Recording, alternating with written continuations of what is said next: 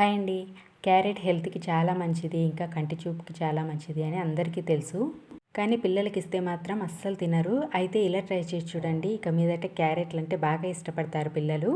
చిన్న సైజు క్యారెట్లు 4 తీసుకొని లైట్‌గా పీల్ చేసి ఇలా చిన్న ముక్కల్లాగా కట్ చేసి గిన్నెలో వేసి ఇందులోనే బాదం పప్పు, జీడిపప్పు, వాల్నట్స్, ఖర్జూరాలు, యాలుకలు, ఒక పావు లీటర్ వరకు నీళ్లు పోసి మీడియం మంట మీద 3-4 నిమిషాలు ఉడికించుకోండి చాలు. కుక్కర్లో వేసి కూడా ఉడికించుకోవచ్చు, కానీ టైం వేస్ట్. అంతసేపు ఆవిరిపోయేంత వరకు ఉండడం, మరీ మెత్తగా కూడా ఉడికించాల్సిన పని లేదు. ఒక 3-4 నిమిషాల్లో ఇవి 60%, 70% వరకు ఉడికిపోతాయి. ఆ మాత్రం చాలు మనకి.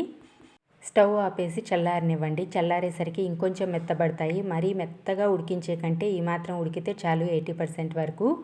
చల్లారిన తర్వాత ఇవన్నీ మిక్సీ జార్లో వేసి గ్రైండ్ చేసుకోవచ్చు. దీన్ని ఇంకొంచెం హెల్తీగా వెయిట్ లాస్కి, హెయిర్ గ్రోత్కి ఉపయోగపడేలాగా నేను ఇక్కడ 1 టేబుల్ స్పూన్ వరకు చియా సీడ్స్, 1 టేబుల్ స్పూన్ వరకు అవిసె గింజలు, టేస్ట్కి తగ్గట్టుగా బెల్లం వేసి ఒకసారి గ్రైండ్ చేసి మళ్ళీ మిగిలిన నీళ్లు కూడా వేసి ఇలా మెత్తగా గ్రైండ్ చేసుకున్నాను.